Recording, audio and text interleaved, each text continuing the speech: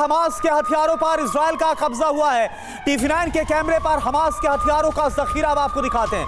हजारों RPG, grenade और mines बरामद की गई हैं। विदेश से मिले हथियारों पर भी इजरायली डिफेंस फोर्स ने कब्जा किया। तस्वीर आप देखिए, हमास के पास उत्तर कोरिया, ईरानी हथियार, ये इससे प्रूव होता हुआ नजर आ रहा है कि कैसे ईरान हथियारों के जरिए भी समर्थन कर रहा है और उत्तर कोरिया भी यहां पर। ये आप जरा देखिए, ये बड़ी बात है कि उत्तर कोरिया भी किस तरह से हमास का न सिर्फ समर्थन कर रहा है बल्कि उसको लगातार हथियारों की सप्लाई भी कर रहा है।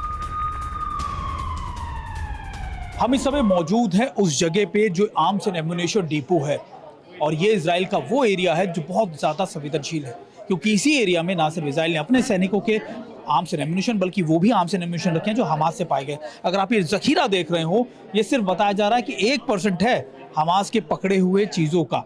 और लेकिन सबसे चौंकाने वाली बात ये कि अगर आप इधर देखिए, मेरे कैमरा पर्सन आपको दिखाएं, तो ये है ईरान से मिले हुए वेपन्स, और ये कुछ आप ग्रेनेड्स या फिर रॉकेट बता रहे हैं कि ग्रेनेड्स हैं, हैंड ग्रेनेड्स हैं, जिनका इस्तेमाल हमास ने किया है। देखिए, अगर ये मोटार्स हैं, और ख़ास बात ये कि ये सारे वेपन जो है वो ईरान की तरफ से। लेकिन अगर आप पीछे और जाएंगे तो आपको नज़र आएगा कि ग्रे में अगर निशान आपको दिखा रहे हो, वो वेपन्स हैं नॉर्थ कोरिया के। जी हाँ, कहा जा रहा है कि नॉर्थ कोरिया से भी कई वेपन्स आए जिसमें RPGs के शेल सबसे ज़्यादा है।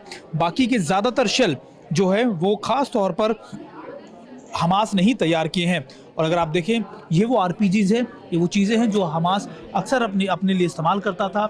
और अगर आप ये देख रहे हो तो ये आपको नज़र आएगा कि ये वो रॉकेट्स के शेल्स या दूसरी चीज़ें हैं जो इस समय हमास की तरफ से इस्तेमाल किए जा रहे थे। अगर आप देखें, ये ग्रेनेड है, और इन्हीं ग्रेनेड के आसपास आपको RPGs, दरअसल हमास की खुद की एक्सप्लोजिव फैक्ट्रीज हैं गाज़ा पट्टी में, जहां पर ये वेपन्स वो तैयार करता था। लेकिन सबसे ज़्यादा चौंकाने के लिए इजरायली फोर्सेस के लिए था ये बड़े वेपन्स। ये देखिए, ये अगर आप वेपन्स देखिए, ये यहाँ पर अगर आप देखें तो आपको नजर आएगा एंटी टैंक माइंस हैं, जिसका इस्तेमाल बहुत सोफिस्टिकेटेड वेपन्स के तौर पर किया जाता है।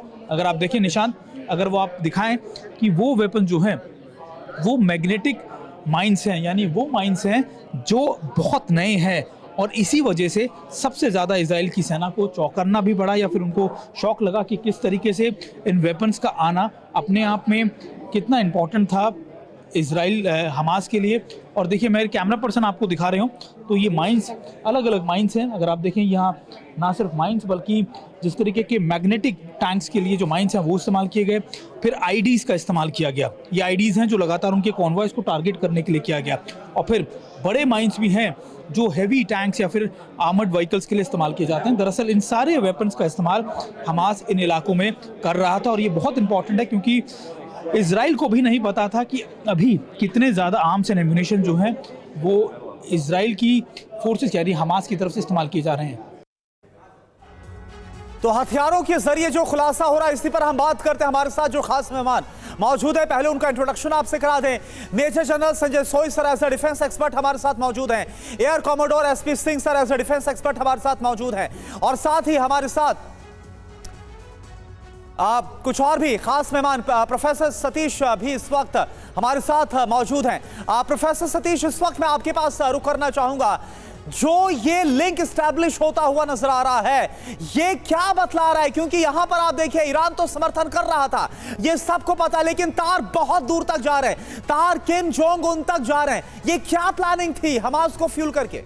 देखिए, जिस तरीके से समस्याएं आगे बढ़ती चली जा रही हैं, तो मुस्लिम वर्ल्ड और एक तरह से यूरोपियन वर्ल्ड दो अलग अलग खेमों में बंटते हुए दिखाई दे रहे हैं, और वो बहुत तीखा होता जा रहा है। अमेरिकी राष्ट्रपति के विजिट के बाद से फिर ब्रिटेन के प्रधानमंत्री का दौरा इजराइल, और बाकी तमाम ईरान से लेकर अन्य मुस्लिम जगत हमास के समर्थन में उतरने की ये परिस्थितियां एक विश्व को दो भागों में बांटने की कोशिश जो बहुत पहले भी थी, लेकिन इस 10 सालों के अंतराल में ये दूरियां कम हुई थी और लगा था कि एक नई व्यवस्था जो 2 स्टेट की थियरी है उस पर दुनिया काम करेगी और फिलिस्तीन और इजराइल के बीच में एक मिनिमम जो शांति की पहल है उसको स्थापित किया जाएगा। लेकिन ये पूरी तरह से इस अटैक के बाद और हॉस्पिटल पर जिस तरीके से दर्दनाक घटनाएं हुई, दुनिया फिर से उसी मोड़ पर, उससे ज़्यादा खतरनाक मोड़ पर पहुंच चुकी है।